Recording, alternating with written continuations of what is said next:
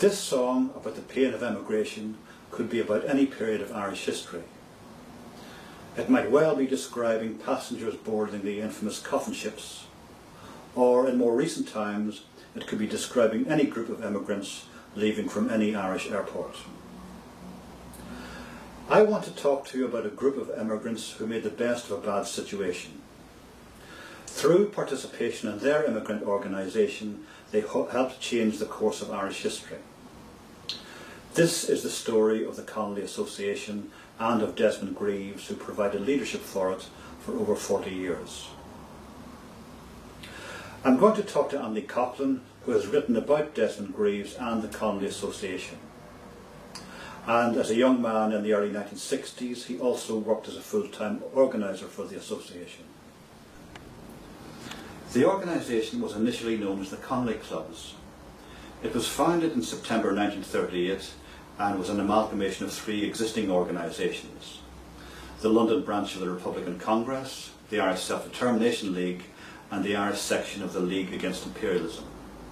Would you like to tell us something about these organisations? Well, I think it's best to say that it was members of these various organisations came together, as I understand it, to set up the Connolly Clubs.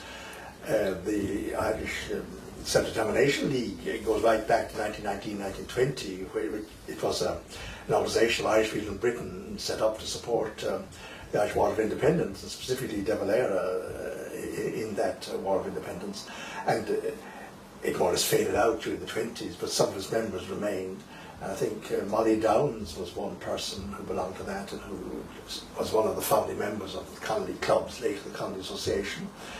Then in the 1930s there was a London group who were associated with the Republican Congress in Ireland, and some who lived in London before they went off to Spain, like Peter O'Connor of Waterford and the Power Brothers of Waterford, and Charlie Donnelly, who of course was killed in the Spanish Civil War, and they set up, they had a local group, the London group of the Republican Congress, and they had a cyclist-styled bulletin called Irish Front, which Donnelly, I think, was the key person in establishing in the 1936-7 and thereabouts, and went on until 1938, and that group then were among those, or some of them were among those who came together to set up the Connolly Clubs.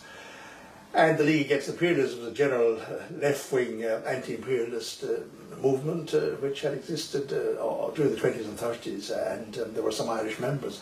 So these were, so to speak, the different traditions and people associated with those organisations, coming broadly from a left Republican background, were among those who, as I understand it, came together in 1938 to set up the Connolly Clubs to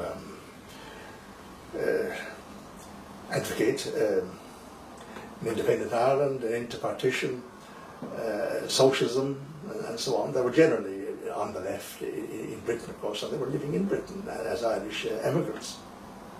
So they set up this group, the Connolly Clubs.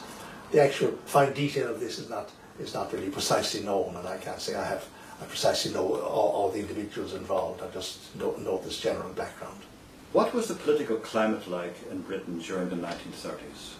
But of course politics in the 1930s was based upon the rise of fascism on the continent, Nazism and fascism, and the opposition to it on the continent and in Britain.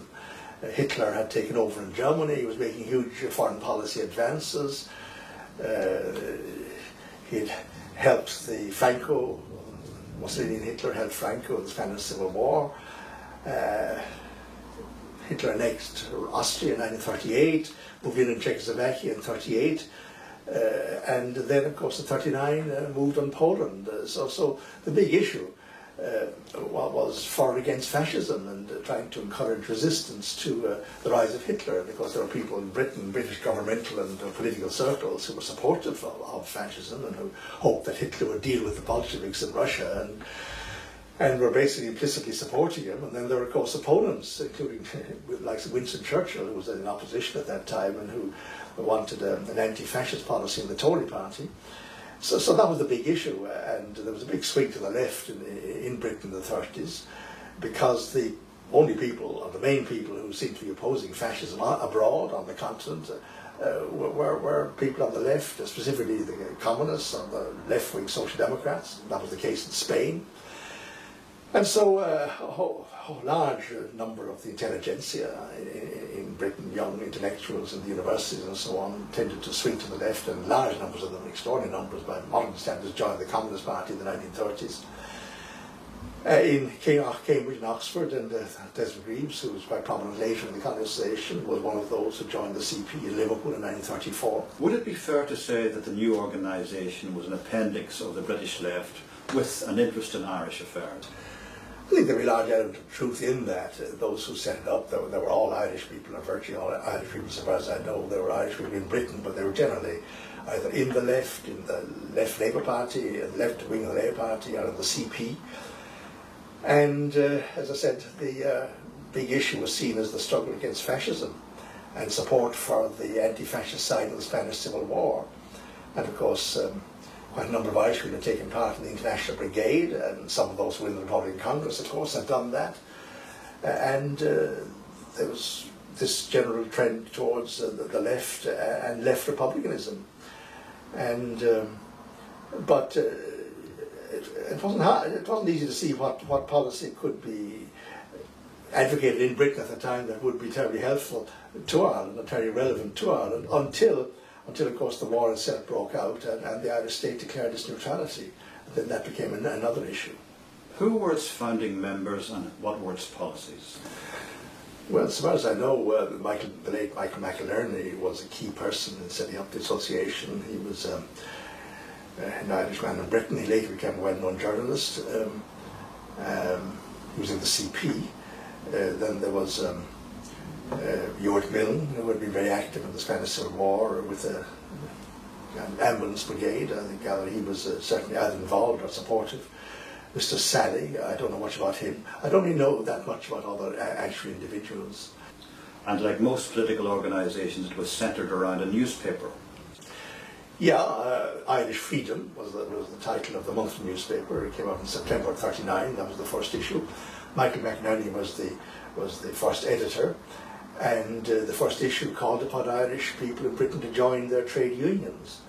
That, of course, was one of the obvious things for immigrants to do, because the association of the Connolly clubs, as they were originally called from the beginning, sought to defend the interests of Irish people or Irish workers in Britain at a time of quite significant emigration. And the most obvious way in which Irish workers could defend themselves was to join a trade union. And so many of them came from the countryside in Ireland, where trade unions weren't, of course, known to people. So that was one important message that came there from the beginning. And another thing that figured in the early years was, of course, the reaction to the bombing campaign in Britain, which the then IRA launched in '39. You remember when the war broke out between Britain and Germany, the IRA declared war on Britain, and there was a number of bombing incidents in Coventry and elsewhere, which were terribly unfortunate. There were some people executed by the British government, and a whole lot of people on the Irish side of Irish background or who were involved in these were imprisoned during the war, and the Connolly clubs tried to help them as best they could during the war years. So that was the Irish Freedom Enemy started to come out in September '39. Michael McInerney conscription, of course, was introduced, and the issue arose of conscripting Irish people, and it was to get away from the possibility of being conscripted into the British Army that McInerney, I believe, returned to Ireland, I think in 1941 or thereabouts, 41. And he later ended up as political correspondent of the Irish Times and as a strong supporter of the Irish Labour Party. What kind of activity did the Connolly clubs get involved in? Well, around 38-9, there was the Release Frank Ryan campaign. Ryan was a prisoner, of course, in Spain after the Civil War, and he was the leading light in the Republican Congress, and his erstwhile comrades, some of whom were in Britain, launched that campaign and urged the Irish government and the Irish High Commissioner in London to intervene on behalf of Frank Ryan, which De Valera actually did, and that helped to get Ryan transferred from fascist Spain to Germany, where he spent the war years and then died in 1944, I think. Within a few years, the Connolly clubs had a couple of lucky breaks. The outbreak of the Second World War created new political opportunities. They also recruited Desmond Greaves as a member, and within 10 years he became the driving force behind the organisation. What was Desmond Greaves' background? Well, Desmond Greaves grew up in Liverpool, Birkenhead, of Irish background and Welsh background, and he had Irish and Welsh connections. He actually grew up in England, but he very much identified from early years with the Irish cause and the cause of Welsh independence too. He joined the CP in Britain in 1934 when he was a student at Liverpool University and was part of the general left-wing trend among the British intelligentsia at that time. He was always particularly interested in imperial questions of national independence rather than issues of socialism, as he once put it to me. And but of course, the anti-fascist struggle was hugely important, and he supported that, and he was active in the student movement as a student, and then of course he supported. He thought the De Valera government should be supported in its neutrality policy when the war broke out. He joined the Connolly clubs, as far as I can work out, sometime around 1940 or 41. Who influenced him most politically as a young man? Well, in CP and left-wing circles, of course, the late RP Palm Dutt, Willie Gallagher, who from Scotland, who was, of course, a Communist MP in 1945, and Jimmy Shields. They were left-wingers and CP members in Britain who were strongly anti-imperialists. Remember, Britain had a huge empire at that time. They had colonies all over the place. Much of the map of the world was coloured pink. Much of Africa consisted of African colonies, and of course Ireland, Northern Ireland was part of Britain, of the United Kingdom itself. So the anti-colonial movement was beginning, the rise of national independence movements in the colonies, and they had support in Britain was very important for that movement. And you had the likes of left Labour MPs, Fenner Brockway, for example.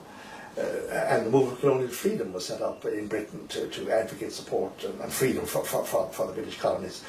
And the CP was, of course, the British CP was strongly supportive of that movement, and Greaves both as a CP member and as somebody who was very committed to and interested in the Irish cause,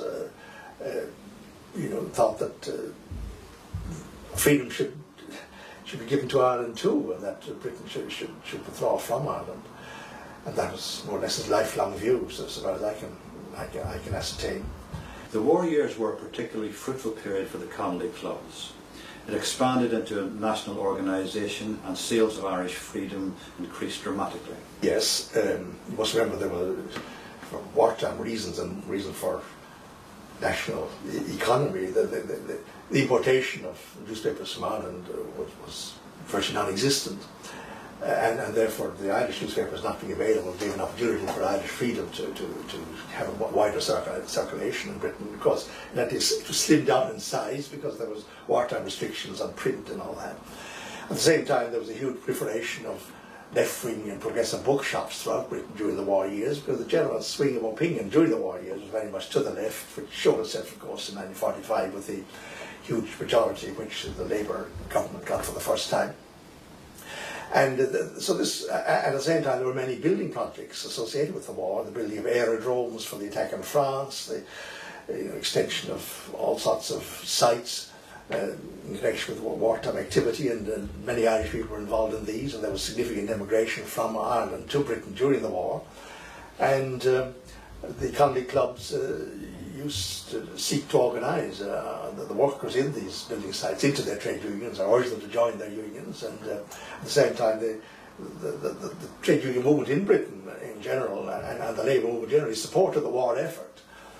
So Frank Campbell, who was for a period the editor of the Irish Democrat in the late 40s, was very active in the building sites in East Anglia, which was the area that was particularly associated with the impending attack on France in 1944.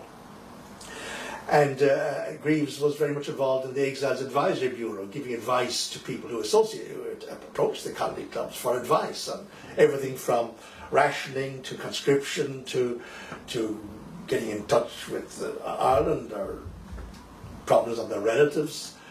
A whole host of social work type problems which in fact were given to the association to deal with. And Greaves, I remember him recalling having 3 or 4 secretaries where he'd dictate letters in response to queries he would get, dealing with the social problems of members of the Irish community arising from the war and which were brought to the Connolly clubs. There's a kind of quasi-social work really, but also certainly a political purpose of helping the war effort, while at the same time the Irish freedom supported the principle of Irish neutrality. Towards the end of the war, the Connolly clubs was renamed the Connolly Association and the newspaper called the Irish Democrat. What was the logic behind the new presentation? I think, as far as I can make out, that there was a general feeling that fascism having been defeated, the democracies, Britain, America, France, and of course Russia, having won the war, that there was going to be a general swing towards democracy everywhere, and that anti-colonialism was going to triumph and so on. And I think that was partly the thinking behind the change of name. It was the late Bob Doyle, who had been an international brigadier in his time in Spain, who proposed, I think at the 45 annual conference of the Connolly Association, that they change the name of the paper from Irish Freedom to Irish Democrat. And there was a feeling that democracy was in some sense more important than freedom.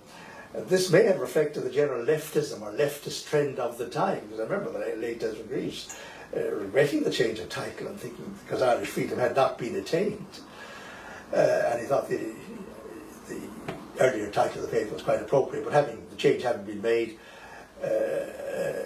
it remained, of course, that they were going to change back, and the title of the paper for the next 40 years remained the Irish Democrat. Initially, the post-war period looked promising, with the British Labour Party winning a landslide victory in the Westminster general election. The combined opposition in the 6 counties also did remarkably well, and there was even talk of people's governments internationally. That reflected, of course, the big resurgence of the left during the war and the big swing to Labour in the 1945 general election. And even the 6 counties, as you said, Labour was, the Labour Party was quite influential and opposed the Special Powers Act, but on the other hand, there was a strong unionist element in the Labour Party in the north of Ireland, and the party split really on that issue. The Cold War changed everything for most organisations on the left, and the Connolly Association was no exception. Sales of the Irish Democrat declined, and the association was having financial difficulties. There were some in the leadership who felt that the Irish Democrat was no longer viable. Greaves profoundly disagreed with this view and took on the responsibility of editing the newspaper. And in time he gave up his job and began to work full-time for the Connolly Association. And of course Britain developed its own atom bomb at that time, and the conflict with the Cold War conflict with Russia and the fear of communism on the continent it began to dominate world politics. And in that context, of course, the Labour government proved of great disappointment to Ireland and to Irish public opinion, and including to Irish people in Britain, because in 1949 the Labour government passed the Ireland Act saying there would be no change to the constitution of Northern Ireland without the consent of the Stormont Parliament, not the people but the Stormont Parliament, which seemed to underwrite the Unionist administration in the north of Ireland by Labour. And that was considered a great betrayal of the Irish cause by the Irish community in Britain, and by many of them. There were, of course, there were Labour opponents of this, Geoffrey Byng and Hugh DeLagh and others. There were Labour MPs who opposed it, and the Connolly Association supported them and lobbied them, and they spoke on one of those platforms and so on. But there was a huge disillusionment with the Labour government. At the same time, the Anti-Partition League was founded in Ireland by the main political parties here to advocate opposition to partition, and De Valera was now out of office after from 48 on, having been replaced by a coalition government led by Fine Gael. And De Valera threw himself into the Anti-Partition League meetings around Britain, indeed, and he spoke in platforms. And the Anti-Partition League became quite a big organisation among the Irish community in Britain for a couple of years.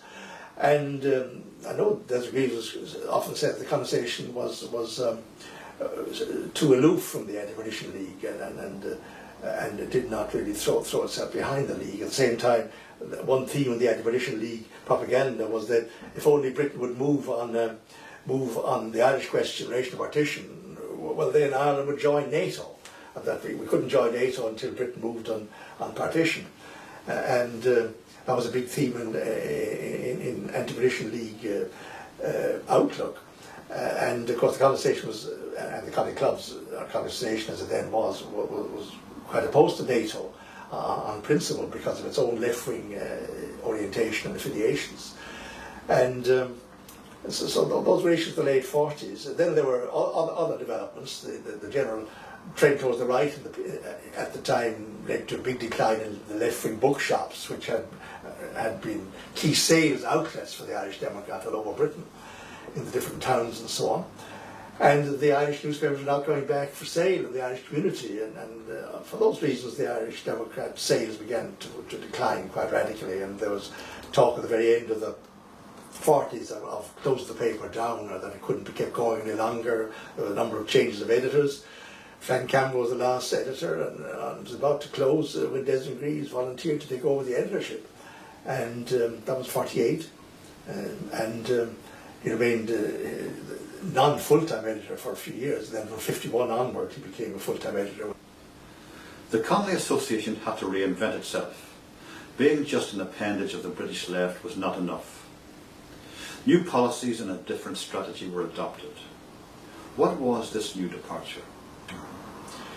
Well, as Desmond Greaves put it in his own pamphlet, Reminiscences of the Connolly Association, there were always two trends. There were those who saw the association as a kind of transmission belt for Irish people into British left-wing organisations, particularly the Communist Party. And there were those who said that what we needed in Britain was an independent Irish organisation which would champion the interests of the Irish community and of Irish people in Britain, and at the same time seek to influence British politics on Ireland in favour of the Irish cause, Irish national reunification and British withdrawal from Ireland. There were these two trends of policy, if you like, of values, which had contended for a long time, which were held by different people. And it was very much under Greaves's influence and that of his colleagues that the latter trend, the anti-imperialist trend, won out and was embodied in a new orientation for the Connolly Association, which was embodied in changing its constitution. Blending the old with the new required some of the old experienced personnel along with the new members. Who were these new people? Well, the 1950s saw the advent of a number of new Irish people to the association who were quite influential. The late Joe Deegan, who came from Belfast, had been active in Irish language circles and Republican circles.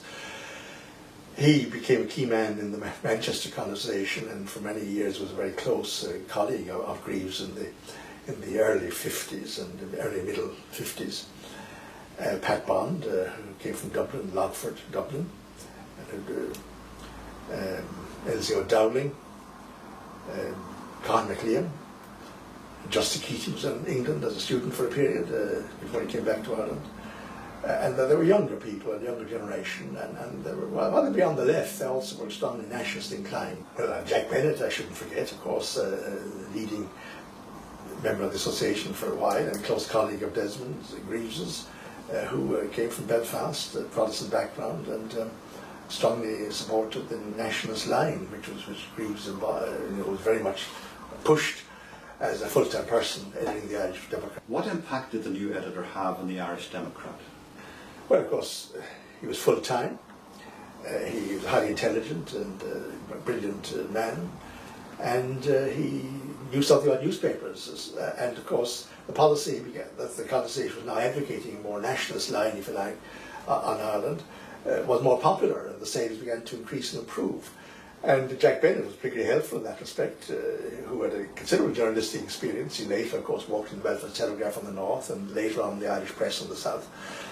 And so there was new blood and new ideas and good cohesive group with Greaves and Deegan and others who saw a new role for the association from the middle 1950s onward. The transition was complete with the new constitution in 1955 and a different approach to the six counties.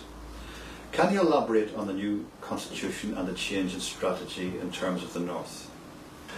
Well, the new constitution of the association adopted in 1955 made clear that the organisation was not a socialist organisation as such. It was an organisation of Irish people in Britain who sought to defend their interests within the labour movement through encouraging members to join trade unions and so on.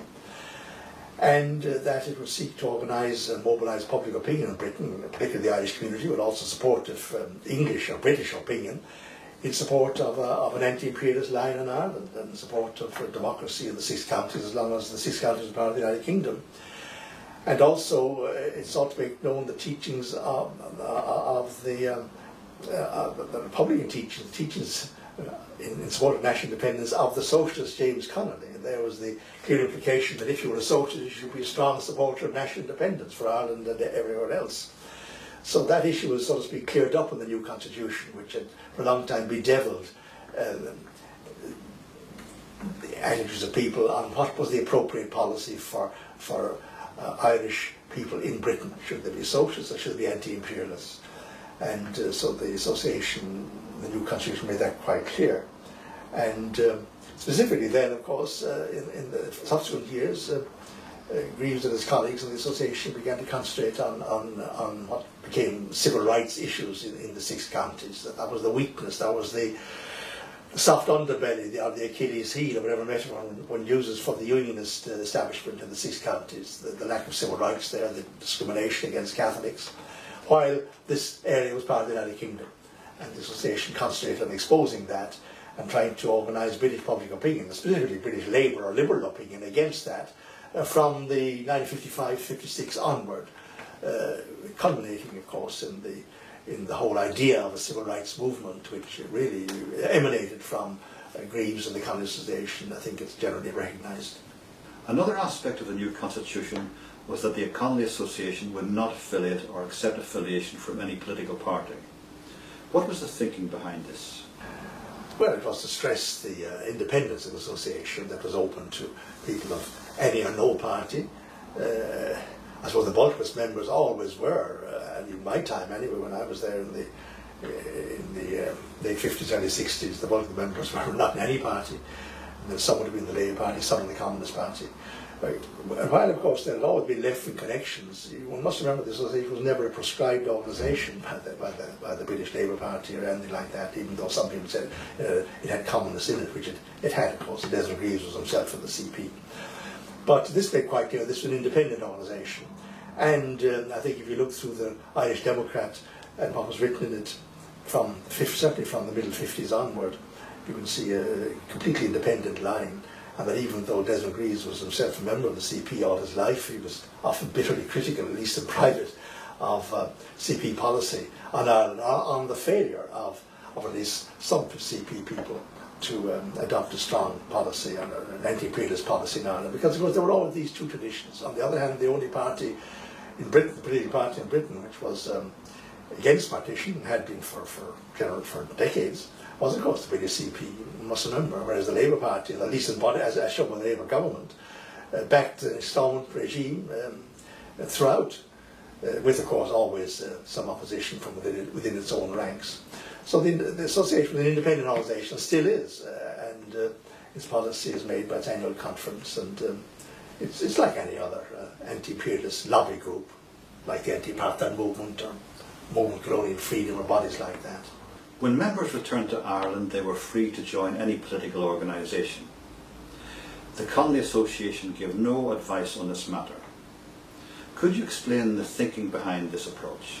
The logic was that people living in one state should not interfere in what goes on in another state. Because if you're in one state, you have to carry the can, so to speak, for whatever one does. And politics in Britain are different from politics in Ireland. And I know Desmond Greaves was always very strong on that point, and that people in Ireland shouldn't interfere in British politics or vice versa. They could work in parallel or support one another by working in parallel, but the political contexts were quite different. And so therefore it would be quite inappropriate for returning immigrants from Britain to Ireland to be urged to do this, that. I mean, obviously people would wish that they would follow progressive courses and be active politically, but it was up to them to decide how. And there was absolutely while over the years, quite a number of people who were active in the Association of Britain, Justin Keating, for example, Colin MacLean, myself, Redmonds, Sean and Tom Redmond, Many others returned to Ireland. They were never given any particular guidance or instructions, not to mind instructions as to what to do. Entirely left to themselves to decide what they wanted to do. And there were some who disagreed with this approach. Well, there was always this tension between those people on the left who thought that national independence and national democracy was not the primary issue in a country that had a national problem, and those who advocated socialism, the economic and social changes that they might regard as socialism. A leftist and you might call a non-leftist line. And that existed in British left-wing organisations. It existed in the Labour Party, it existed in the Communist Party, it existed among citizens generally, it existed in the ranks of the Communistation. But the new policy adopted and expressed in the 1955 Constitution made clear what the policy of the association was. It was not to advocate socialism in Ireland. It was not to try and get Irish people in Britain into British socialist or left-wing organisations. It was to defend their interests as workers in Britain, and the prime way of doing that was to join trade unions, and it was to try and influence British government policy on Ireland. This was not a question of socialism, it was a question of anti-imperialism, as long as Britain was involved in Ireland. After emigrating to England in the 1950s, you joined the Connolly Association. Well, I had been in touch with some friends of mine in Cork, Keller Hurley particularly, who was quite active in the association, and when I went to England, under his influence or with him, I went along to the West London branch. I did so in fact on my first night in London in October '58, and soon got involved in the work of the association. I was very impressed by it, and within a year I was secretary of the West London branch. And in time you became a full-time official. Yes, they raised a fund to set up to get a national organiser in 1960-61, and I was made national organiser. I was already on the executive of the association, of course. So Desmond Greaves was full-time editor of the Democrat, and I was national organiser of the association in 1960-61. Could you elaborate on the day-to-day activity of the Connolly Association? Well, of course, the association had a monthly newspaper, the Democrat, the Irish Democrat, and I remember around 1960 it had an annual or a monthly sale of some 10,000 copies, which were almost all sold around the pubs on a face-to-face basis between the sellers and those who bought it. That represented a very high level of activity, paper selling. But of course, the actual political work of the association was then oriented towards lobbying in British Labour and trade union circles to try and raise the issues of discrimination in the 6 counties in Northern Ireland. And there were a number of regular lobbies of the House of Commons, raising issues of discrimination in the North in trade union branches. The association, of course, encouraged Irish people, and many of its own members were trade union activists, and encouraged Irish people to join trade unions and to raise within their trade unions various civil rights issues relating to that part of the United Kingdom known then as Northern Ireland. So those were one of the main practical activities of the association. And there was the Malin and Talbot trial. Well, the association was trying to show British public opinion, and particularly British Labour opinion, that there were terrible abuses in the 6 counties. And that was the reason why they sent observers, John Hostetler, the lawyer, to observe the notorious Malin and Talbot trial in 1958, where these young men had suffered grave abuses at the hands of the RUC, and this was raised in the context of their trial. And that was I went to England and joined the association just after that had occurred. And then the next 3 years, I should say, was dominated by the Release the Prisoners campaign, because there were several hundred, 200 to 300 young people kept in Crumlin Road prison, Belfast, in the aftermath of the IRA's 1956-61 campaign, and these prisoners were there interned without charge or trial in a part of the United Kingdom. And most people in Britain, of course, didn't know this. And the association said, I went around trade union branches and raised with various Labour MPs and so on. Do you know that in the United Kingdom there are hundreds of people imprisoned without charge or trial, and yet the issue can't be raised in Westminster, because the prevailing convention in Westminster at the time was that any matter devolved to the Northern Ireland government, to Brooper and Company, could not be raised at Westminster, because justice had been devolved under the Government of Ireland Act to the Stormont Parliament and government, and therefore anything to do with justice or the allocation of housing and things like that could not be raised in Westminster. And it was Desmond Greaves then looked at the Government of Ireland Act and on the basis of legal advice which he got from D.N. Pritt, well-known QC, drew attention to the point that the supreme authority of the United Kingdom Parliament prevailed over the 6 counties, and Parliament could do what it liked in relation to the 6 counties, and that therefore this convention was an absurdity, and this was the basis for a long campaign of lobbying in the subsequent years then of Parliament, the Parliament at Westminster, to break this convention, which was of course a very convenient convention to let sleeping dogs lie and the abuses in the 6 counties to go on unreformed. But the Release the Prisoners campaign from 58 to 61 led to a situation where over half the Parliamentary Labour Party was induced to sign successive telegrams to Bruckborough calling for the release of these prisoners, and the association hit upon the point that some of them were members of British trade unions, which had been organising in the north of Ireland, and this was very useful in trying to bring home to their counterparts in Britain that some of their members in the north of Ireland were interned without charge or trial for years on end, and this was an eye-opener for many people in British labour and trade union circles in those years. Clarification of Section 75 of the Government of Ireland Act led to political activity being geared towards influencing the British Parliament. Well, yes, it was the Parliament was the prime focus of constitution activity, because of course the British government and the Parliament made the laws, and pressure on the MPs could influence the British government and indirectly then impinge upon the 6 county government and Parliament. And that was why over a period of time the convention was actually eroded. And of course this didn't really happen until the later 1960s, when pressure events forced the British government to intervene. But the criticism of the convention that matters devolved to the 6 counties couldn't be raised at Westminster continued right throughout the 60s, and was substantially eroded due to these county associations lobbying.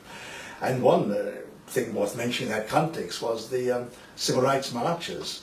The first civil rights marches were not in the north of Ireland, they were in fact in Britain, because of course marching was quite a popular radical pastime at that time in the context of the peace marches and the C&D marches and the Aldermaster marches. So Greaves got the idea, let's have marches on discrimination in the north of Ireland, and there were 3 marches organised, one from London to Birmingham, one from Liverpool to London, and one from Liverpool to Wakefield in Yorkshire, where over a period of a couple of weeks a few dozen Irish people and their supporters walked carrying banners about discrimination in the 6 counties, and the slogan "Ireland, one country" was carried at its head. And these were attempts to raise in the various towns along the way the issues of discrimination in the north of Ireland, and they got quite a bit of publicity in the local press in the towns along which the marchers went, and I was involved in 2 of them personally.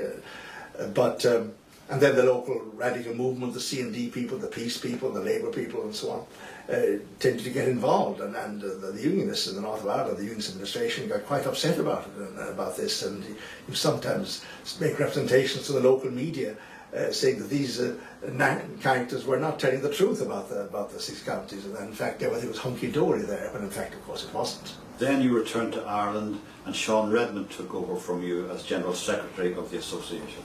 Yes, well, I've been organiser rather than General Secretary, but Sean became General Secretary in 1962, I think, and remained so throughout most of the 60s, and was the key person along with Desmond Greaves. They were full-time in the association. When I went back to Dublin and got a job as a university teacher, agreed to act as Dublin correspondent for the Irish Democrat, and I remained active in that capacity from 61 on until the end of until the Irish Democrat ceased publication way back in 40 years later in 2005. But the activity continued on the lines I mentioned, the lobbying of Parliament, the holding of marches, and of course the Constitution was not acting just in its own. Also, it was raising the issues of civil rights in the north of Ireland through the various organisations it was affiliated. You were part of the fact-finding mission that was sent to the north to examine the whole issue of discrimination. Yes, well, a number of people, there were several delegations actually to the six counties to try and find out the facts of the ground and publicise them in Britain, and I took part in one, along with Desmond Greaves and Sean and Tom Redmond in 1962. And then various facts and points we found out regarding discrimination we publicised in the marches I referred to, particularly in the one that was well over 250 miles from Liverpool to London. We walked every step of the way. So the association was a fount of information for the British Labour movement on discriminatory practices in the six counties. And later on, I think around 63-4, Mr. and Mrs. McCluskey set up the Campaign for Social Justice in Dungannon, which was one of the first elements of civil rights activity from the north, within the north itself. And in the early years, they provided much useful documentation on discrimination issues in the six counties, and there was very good relations between them and the association, and the various booklets and pamphlets which the McCluskeys produced under the Campaign for Social Justice were publicised and pushed around British labour and trade union circles by the association. This was followed up with a deputation of Marcus Lipton MP and Betty Harrison of the Tobacco Workers Union and John Eber from the MCF on the occasion of the celebration of the Ulster Covenant. Yes, 1962 was the 50th anniversary of the Covenant, and that was a kind of jamboree of ultra-unionist reaction at the time, and the association wanted to highlight that in British labour circles. So this deputation went and they produced information, and there was a very nasty discriminatory anti-Catholic leaflet I remember produced in some local area of Belfast by one of the unionist associations, which was very useful in anti-unionist propaganda in Britain at that time. So that's just another example of the lobbying which the association did, and the adverse publicity about the six counties which they were raising in Britain. There were publications to spread the message. Oh yes, the association originated a whole stream of pamphlets and documents about the north of Ireland. On the occasion of Wolfe Tone Bicentenary in 1963, Desmond Greaves produced a book on Wolfe Tone and the Irish Nation. Then there was another publication, The Irish Question and the British People. There were several editions of the basic pamphlet, The Irish Case Against Partition. There had been a pamphlet on the Mellon and Talbot trial I mentioned earlier. There was another pamphlet on Irish people make good trade unionists, because that was a theme to try and get Irish people to raise the Northern Question in trade union circles, and so on. A regular stream of publications paralleling the monthly Irish Democrat. British organisations were persuaded to raise the whole issue of discrimination in the north. Oh yes, the association was not on its own. It sought to influence other organisations. It was affiliated to the very important National Council for Civil Liberties, which was a long-established body in British circles, and it was also affiliated with the Movement for Colonial Freedom. And the late Sean Redmond, who was General Secretary during most of the 60s, was representing the association on the NCCL executive and on the MCF executive. And at the annual conference of these organisations, there were regularly resolutions and motions put down by the Connolly Association or by others relating to the discrimination issues in the north of Ireland. And of course these organisations were much more widely supported in Britain than the Connolly Association itself, so this kind of lever principle was important, that through other more politically well-known bodies the influence of the association was spread. And also several members of the association who were in the Labour Party were important in the setting up of the Campaign for Democracy in Ulster, which I think occurred in 1965, which was an important development within the Labour Party, and which resulted from the earlier activity of the association in lobbying that party. In 1965, Belfast Trades Council called a conference on the whole issue of discrimination, but it led to nothing. What went wrong? Well, of course, you must remember that Desmond Greaves had personal contact with quite a number of people in Belfast, as had other members of the association, both in the trade unions and through the Communist Party. And he was a personal friend of Betty Sinclair, who was both a CPI person and also Secretary of the Belfast Trades Council. And he also knew Dennis McCulloch, who was chairman of the Trades Council.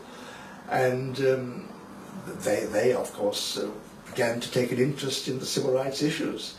And in '65, as a result of this kind of gradual development of awareness that civil rights was the Achilles heel of the unionist setup, the Trades Council agreed to sponsor a conference on discrimination and civil rights issues in the North.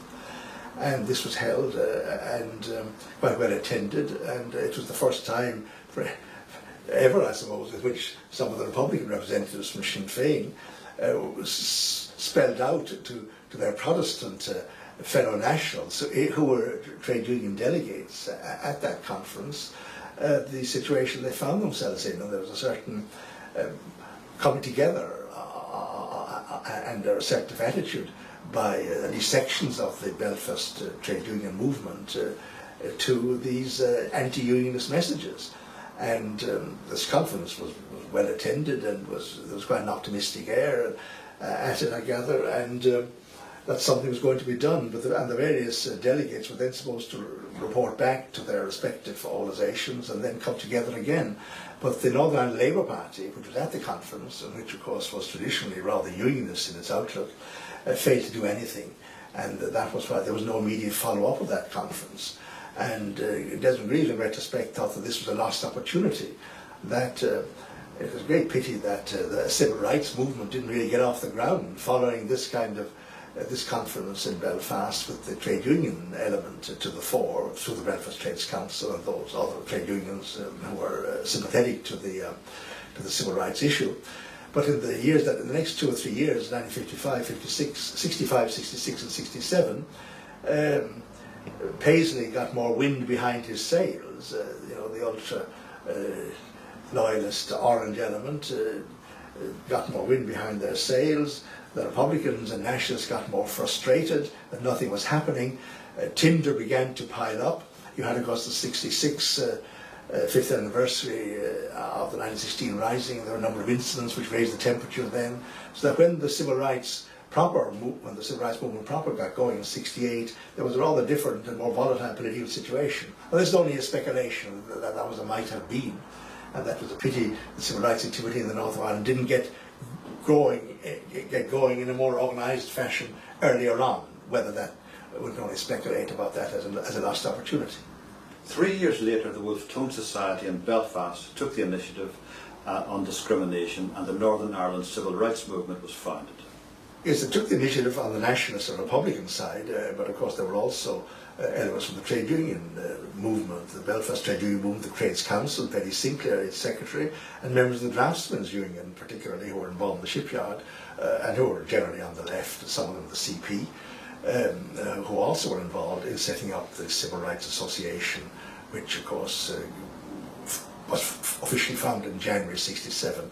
One must realise that all during the 60s there was a gradual growth of awareness in and knowledge about and concern about civil rights issues in all parties, you might say, in relation to the North. And but the Civil Rights Association proper got going in '67, and then in '68 you had the beginnings of the civil rights marches in the 6 counties proper. Then there was the whole issue of the Bill of Rights. Well, of course, in August '69 you had the pogroms or semi-pogroms in Belfast, in Ardoyne and so on, and the North became an issue of massive political and international interest, and the question was what should be done, and the demand began to come from some quarters that we need to abolish the Stormont Parliament and introduce direct rule. The first people to advance this demand were the ultra-left or far-left elements of the People's Democracy, and it was then taken up by the newly formed Provisional IRA after 1970, and eventually, of course, direct rule was imposed, as Desmond Greaves put it, by Edward Heath, like a cat being driven into a dairy. The Constitution said we don't need direct rule from England. What is needed is a reformed situation in the 6 counties, where a straitjacket will be put on the Stormont Parliament to prevent Stormont abusing the situation, as it had been doing for decades, and encourage it to do positive things from a nationalist point of view. And that's why Greaves had the political genius, in my opinion, of bringing forward this particular notion of the Bill of Rights as a middle way between leaving things as they were, unreformed, with Stormont being able to do what it liked, which it had done for so long, and abolishing the Stormont Parliament completely and ruling the place directly from England. And that was the Bill of Rights conception, which would outlaw, which would be an act, a Parliament at Westminster outlawing discrimination in all sorts of areas in the 6 counties, at the same time encouraging North and South to come closer together over time, and which would thereby begin to tackle the constitutional side of the issue. And the Bill of Rights was advanced with association. Greaves himself drafted a version of it, and it was put before the House of Commons and House of Lords in I think the year was 1972, but it was thrown out by the Labour Party. The Tories were then in office, and it didn't get through. But it was a middle way between leaving things unreformed and direct rule from London. Direct rule was, of course, imposed in due time, and you had it for 25 years, of course, until the Reformed administration was put back in the 6 counties under the Good Friday Agreement. What are the similarities between the Good Friday Agreement and the concept of a Bill of Rights? Well, the most obvious similarity is that both take for granted that there will be some devolved administration in the 6 counties and a local assembly or local parliament within which the nationalists and unionists can work out their agreements and disagreements, because direct rule meant that everything was transferred to London, and there was no local assembly within which unionists and nationalists could interact. And of course that was established by the Good Friday Agreement, and the Bill of Rights took for granted that there would be such a parliament or local assembly. The important point being that that local assembly should be prevented from doing any nasty things from the point of view of discrimination and anti-Catholic behaviour, and be encouraged to do positive things. And of course the implicit proposal in the Good Friday Agreement and the explicit proposal in Desmond Greaves' Bill of Rights that the North and the South should be urged to should be facilitated in coming closer together by British policy. That's a common feature. So in some ways, I think there are remarkable parallelisms between these two political developments. Before talking about Desmond Greaves, who were the other key people in the Connolly Association? I was only involved way back in the late 50s, early 60s. The association had several hundred members and had a high level of activity, and some very highly qualified, committed and intelligent and politically highly educated people. I mean, I mentioned Sean and Tom Redmond already, but there were, of course, in the past, there were the likes of Joseph Deegan from Belfast, Pat Bond from County Longford, a number of outstanding women, the late Jane Tate and Tony Curran, were very active in the association. And in the more recent period, of course, there was still around. You had the likes of Charlie Cunningham, Tony Donaghy, Pat O'Donoghue, and so on. There were really several dozen people, all of whom were of considerable capacity, and some of whom wrote articles and were able to talk, speak at meetings, and so on. The association really had a very high level of involvement by a whole lot of people who were influenced by Greaves and others. How would you summarise Desmond Greaves? Well, he was a remarkable individual, but of course politically I would say he was important for transmitting the Connolly view that the Labour movement, left-wingers, socialists and so on, should put the issue of national independence and national democracy to the fore of their political practice until national independence and national democracy was attained. And in that sense, he passed on the Connolly tradition, which, of course, Connolly himself would regard as was a Marxist. He passed that tradition on to the modern Labour movement and the modern national movement in Ireland. The second point, I think, worth mentioning is that Greaves was more or less originated the idea of civil rights movement as the mechanism for shattering unionist predominance in the 6 counties. And practiced that, put that idea into practice in his political work in Britain. It was taken up later, of course, in the 6 counties, and there were other factors involved. But he originated that idea, which has proved, of course, to have destabilised unionism. And the third important influence, of course, was that he was one of the earliest critics of the common market development, the European integration proposal, which he saw as likely to make the whole issue of national independence the big issue in European politics generally for traditional imperial countries that had in the past caused national problems to others. So as a theorist, as a political strategist, I think those would be his main contributions. And of course he also was a labour historian who of course wrote those very important biographies, The Life and Times of James Connolly, which is still the definitive work on the subject.